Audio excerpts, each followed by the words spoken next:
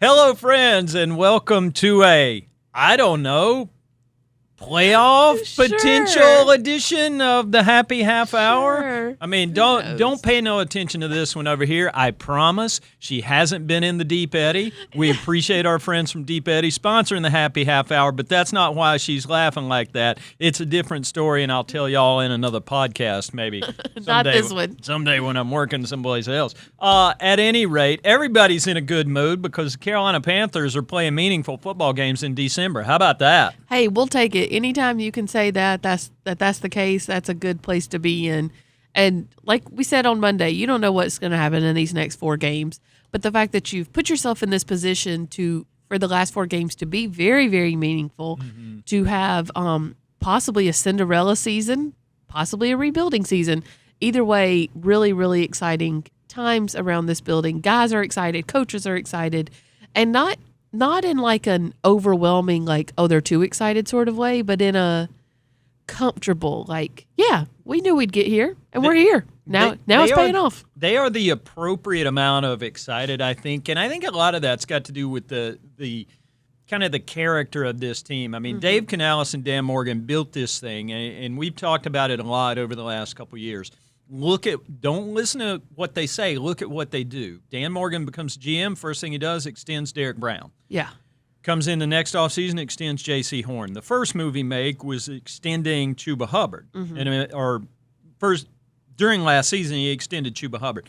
When you've got these personality guys who are your grinders, when your best players are your hardest workers, that's a coach's dream come true. Right. And that's what Dave Canales has got right now. And having a quarterback in Bryce Young who kind of embodies that. I mean, it's almost, I want to make a bingo card game for Bryce press conferences because every time he says, well, I don't really look back. Right. If you ask Bryce about something that happened to him at Alabama or something that happened to him last week, Yeah. well, I'm not really one to look back. I mean, they've got a bunch of dudes who are pretty good at that weird little football compartmentalization thing. It's a unique talent. Couldn't be me. I lived my life in the past. But, good for them. There is so much to unpack in this episode of the Happy Half Hour, and we're only about 3.5 minutes into it. Lord only knows what's going to happen next. But what's happening next is those guys are out there on the field right now, walking through, getting ready to practice. They're working on the New Orleans Saints, and that's the thing that was evident walking through the locker room, listening to the press conference yesterday, is everything is Saints. Everybody outside this building's thinking about, man, next week, home game, playoffs, blah, blah. These guys, and because of that character that we were talking about a second ago, they've got a bunch of dudes who are able to plug into that Saints thing. And based on the way the last Saints game went, that shouldn't be hard. I was about to say. Those guys walked in here and punched this team in the face, took their lunch money, they weren't able to run. And when the Carolina Panthers aren't able to have that kind of sustainable run game, all of the other stuff falls apart. I mean, I did a little math.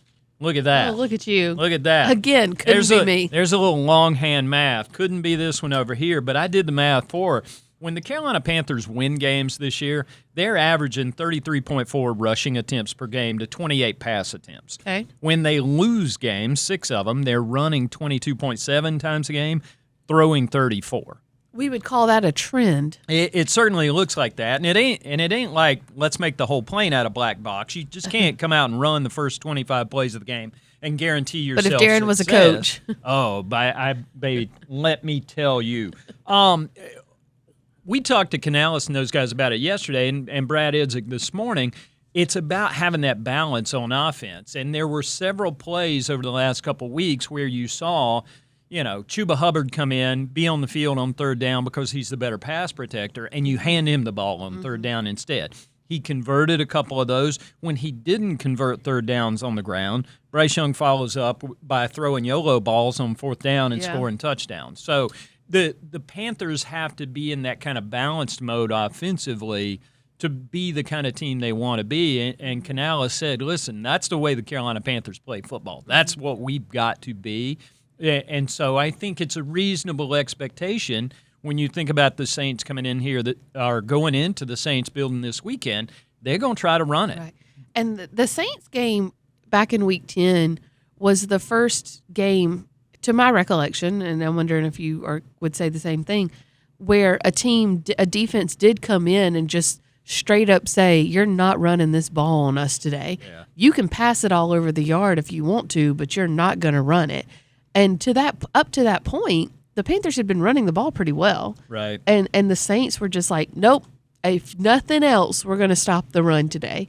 And Dave Canales, Bryce Young, they all kind of admitted afterwards it was a little bit of like knocked them back on their heels a little bit because they didn't necessarily have an answer yet for that. Mm-hmm. And because they had been running it so well all season up to that point. And then you saw the pendulum swing the other way, and you go into Atlanta the next week, and it was like, okay, well, if they are going to shut down the run, and if they try to mimic what the Saints did, we're going to pass it all over the place, set a franchise record for passing yards in a game.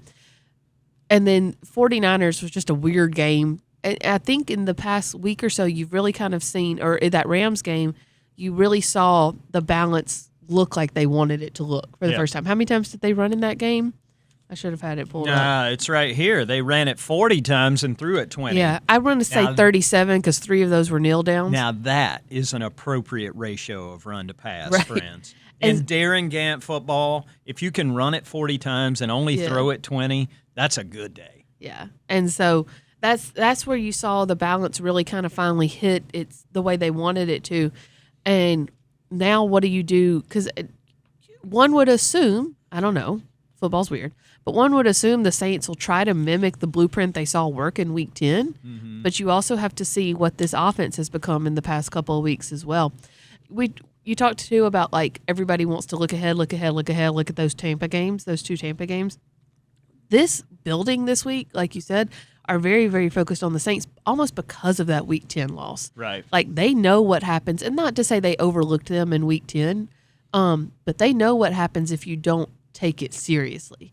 And the Saints have 3 wins, and 2 of them are division wins. Yeah. And so against the teams tied for first in the division. They are relishing the role of spoiler, and that makes them a dangerous little team. Yeah. And so they know this team, this building, has seen what happens if you are not on your P's and Q's for this particular New Orleans Saints team. They have a little bit more to go off of this week now, too, because when they played Tyler Shuck back in Week 10, that was only his 2nd game starting. You've got more tape on him now. You see how they get him involved in the run game. So it should. Evero said this morning, he was like, that Week 10 game, that was just not our best day at all. We didn't have our best day at all.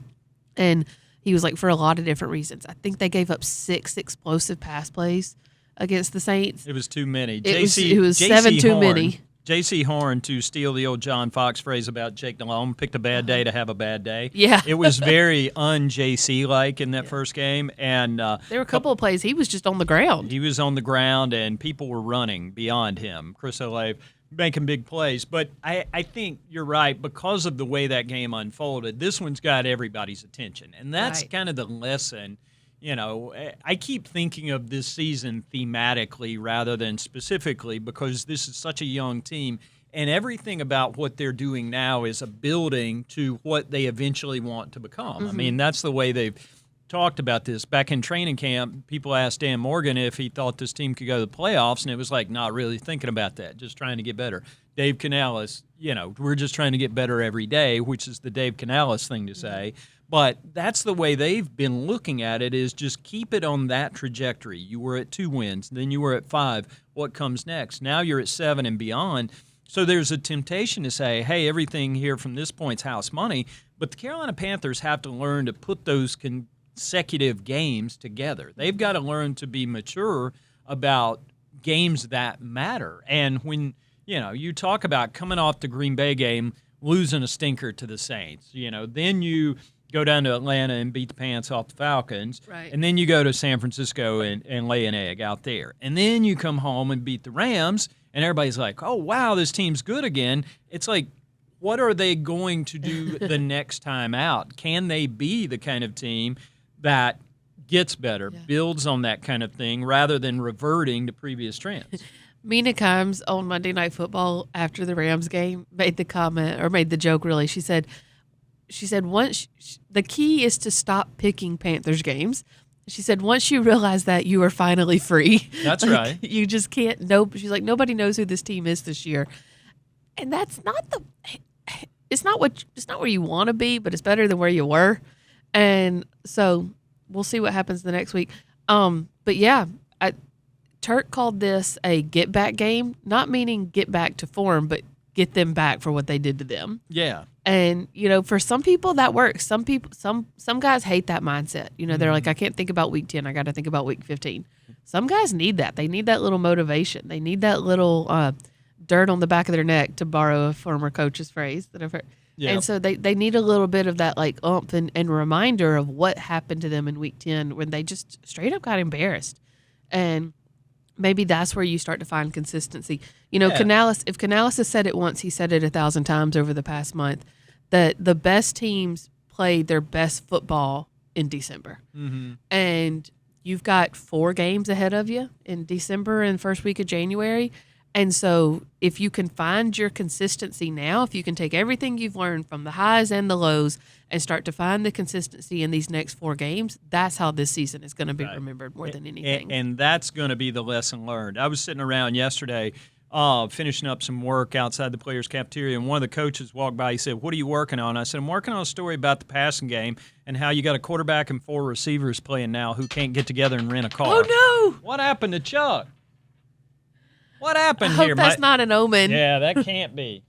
We got to put our friend back up there. I don't know what happened. What just blew him off? It was the ghost. There's a ghost in this, but anyway, sorry. Where was Can't I? rent a car. No, I was like, we got a That's actually crazy. We're talking about a passing game with a quarterback and 4 receivers who can't get together and rent a car because none of them have hit 25 years old. And that's what I'm talking about. The learning that's happening right now is going to be valuable to this team. Right now in the context of the 2025 season, but down the road in terms of the kind of team they're trying to be. Yeah.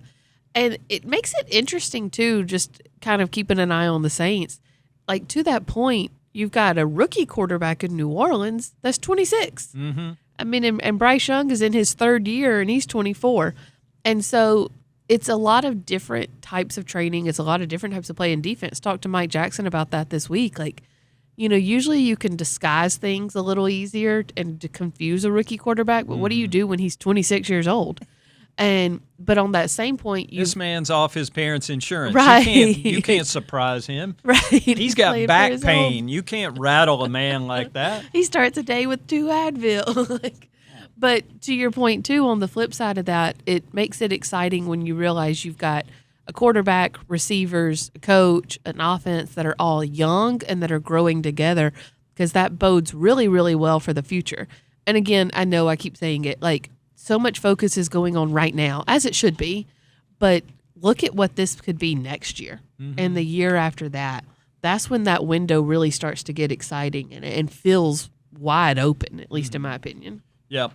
And there's a lot happening this week. I mean, we were out there on the practice field yesterday, saw a bunch of dudes coming back. You saw J.C. Horn and Claude Chairless back on the field. They were kind of limited in their work because they're still in the concussion protocol. The hope is, cross your fingers, knock on wood, that they're going to be able to get back and play this week. That's going to add to it.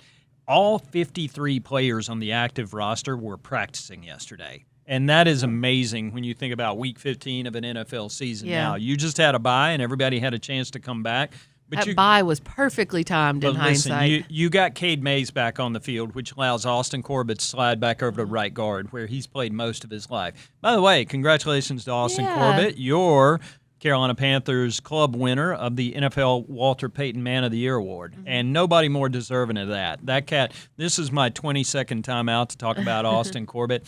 He is something else. I mean, Austin Corbett will go anywhere and do anything. That is off the field. He doesn't center his work around one foundation or anything like that. He just goes and helps everywhere. Yeah. And he plugs in all over the place.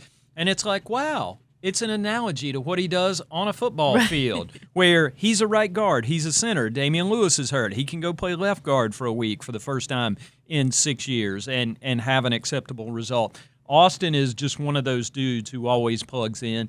We love Austin around here because he'll do all that stuff. And also, and I joked with him about this the other day, and I told it to him to his face, and he weighs 300 pounds, so I don't mind saying it on the air.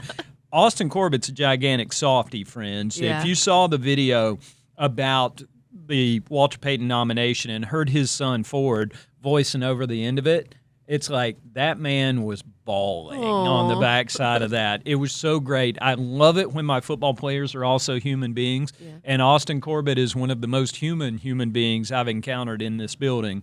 Walking through here for a long, long time. So Austin is back at right guard. Kay's back at center. Things are normalizing a little bit. I don't get to build on my favorite stat of the year, which is 10 offensive line combinations in 13 weeks. Sorry they messed that up for you. It's a repeat. I don't know what to do with myself.